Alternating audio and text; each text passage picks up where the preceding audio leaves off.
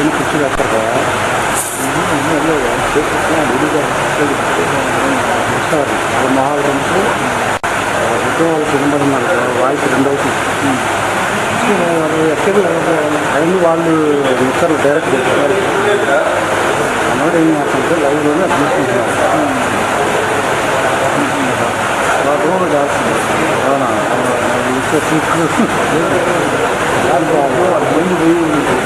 అధికారికి ప్రోగ్రామ్ ఇచ్చారు అది ఫుల్ డిగ్రీ అప్పటికి మనోడు అడిగాడు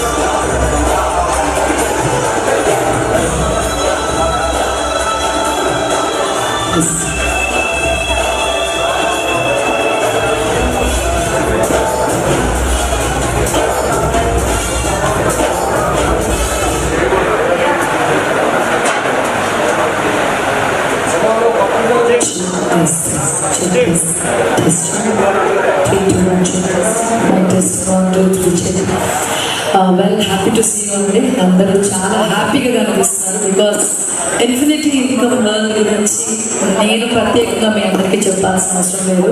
ఆల్రెడీ 2 months నుంచి ప్రాసెస్లో ఉంది కాబట్టి అఫీషియల్గా ఇప్పుడు అందరి సమక్షంలో లాంచ్ చేసుకోబోతున్నాం ఇవాళ.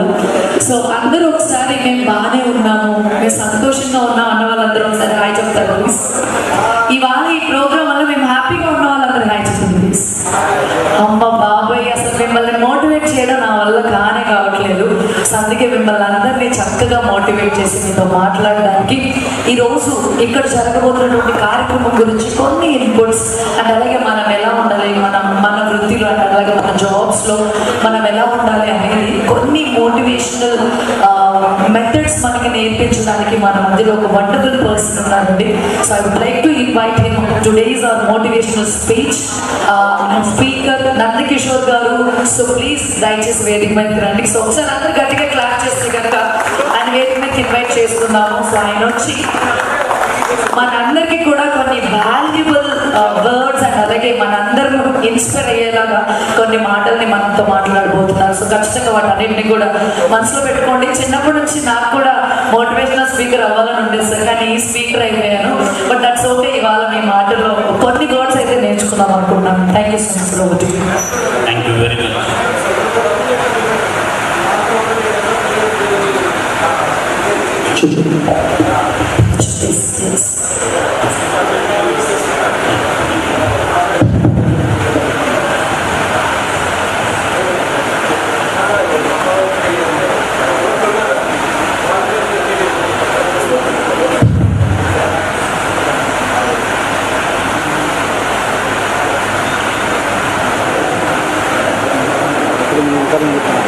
ఎవ్వరు మాట్లాడమని అడగట్లేదండి, ఇంకా అవి అడుగుతుందంటే నేను మాట్లాడతాను ఎదురు చూస్తున్నాను, మీరు చెప్తారని నేను ఎదురు చూస్తున్నాను.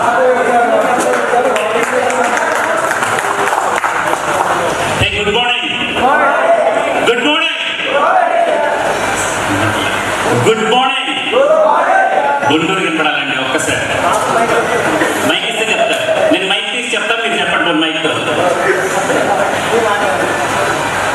రైట్, గుడ్ మార్నింగ్ అండి. సో హార్ట్లీ వెల్కమ్ అందరికీ కూడా. ముందుగా నా పరిచయం చేసుకుంటాను. నా పేరు నందకిషోర్.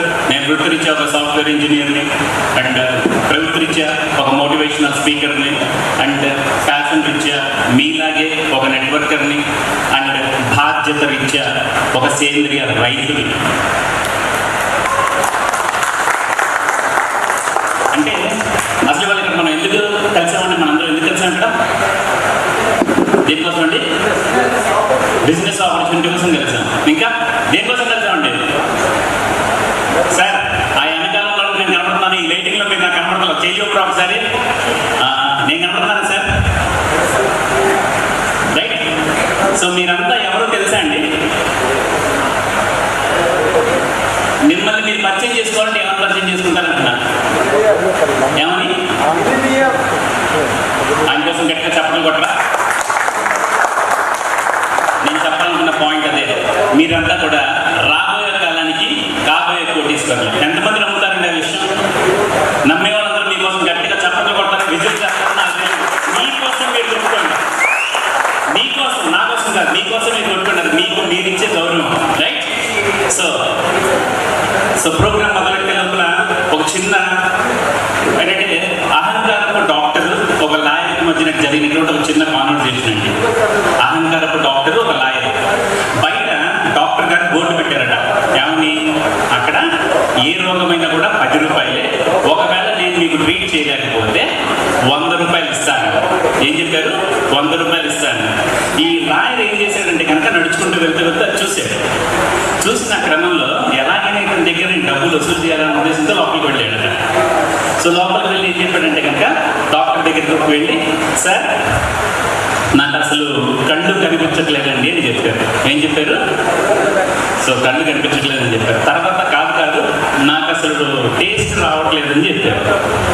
సరే బాబు నీకు అసలు విషయం ఏంటి అని అన్నారు. అంటే ఆయన ఏం చెప్తాడంటే కనుక, సార్ నాకు నాలుగు మీద అసలు టేస్ట్ తెలియట్లేదండి, నాకేమీ తెలియట్లేదు, దీన్ని దయచేసి మీరు క్యూర్ చేస్తే కనుక నేను మీకు కృతజ్ఞుడిగా ఉంటానని చెప్తారు. సరే డాక్టర్ గారు ఏమంటారంటే, రా బాబు అని పిలిచి బోర్డు బలం మీద పడుకోబెడతాడు.